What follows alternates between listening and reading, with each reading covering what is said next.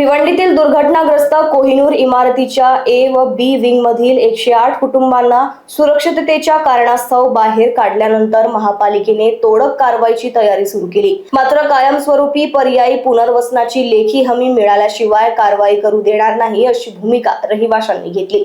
यामुळे परिसरात तणावाचे वातावरण निर्माण झाले। रहिवाशांच्या तीव्र विरोधानंतर महापालिकेने तोडक कारवाईला तात्पुरती स्थगिती दिली। पुनर्वसनाबाबत स्पष्ट निर्णय घेऊनच पुढील कारवाई करावी अशी मागणी रहिवाशांनी प्रशासनाकडे केली आहे।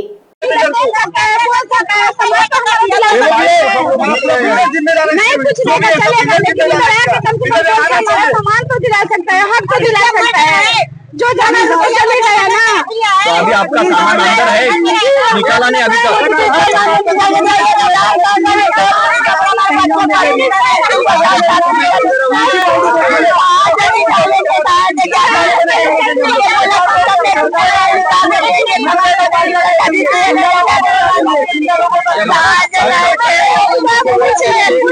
यहाँ पे काम चल रहा है पर एक एम्बुलेंस नहीं ना कोई महानगर पालिका वाला बंदा नहीं। अगर किसी को चोट लगती है यहाँ पे बिल्डिंग के आजू बाजू प्रॉब्लम होता है तो यहाँ पे एक एम्बुलेंस भी नहीं है कि उसको लेके जाए। अभी यहाँ पे सब जगह डॉक्यूमेंट्स है उनके बच्चों का स्कूल का सर्टिफिकेट सब हर तरह के सोने, किसी का सोना है, किसी का ये है, किसी का स्कूल के बैग है, तो पैसे यहाँ पे कोई तो रहना चाहिए कि उनको कि दे देना चाहिए कि सही तरह से। बाबा ही परवा दिवशी जी दुर्घटना घडली 1557 जी एक विंग जी अचानक कोसळलेली आहे त्याची एक विंग आहे, त्याच्यामध्ये लोकांचं सर्व जीवनावश्यक संपूर्ण पुंजी सर्व सामान आत आहे।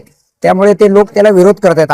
आम्ही तर सकाळी 10:30-11ला ते निष्कासनाची तयारी केली होती, पण स्थानिकांचा प्रचंड विरोध असल्यामुळे सध्या ती स्थगित ठेवलेली आहे आणि वरिष्ठांकडून आदेश आल्यानंतर पुढची कारवाई होईल। बघा, एक शाळा नंबर इथे 72 म्हणून आहे बाजूला आणि गीता मंदिर म्हणून आहे, तिथे तात्पुरत्या स्वरूपात त्यांना व्यवस्था केली राहण्याची आणि जे काही सुविधा महापालिकेकडून शक्य आहे जेवण किंवा इतर मेडिकल व्यवस्था ही सर्व तिथे करण्यात। Bureau report, Lokvahini media, Thane.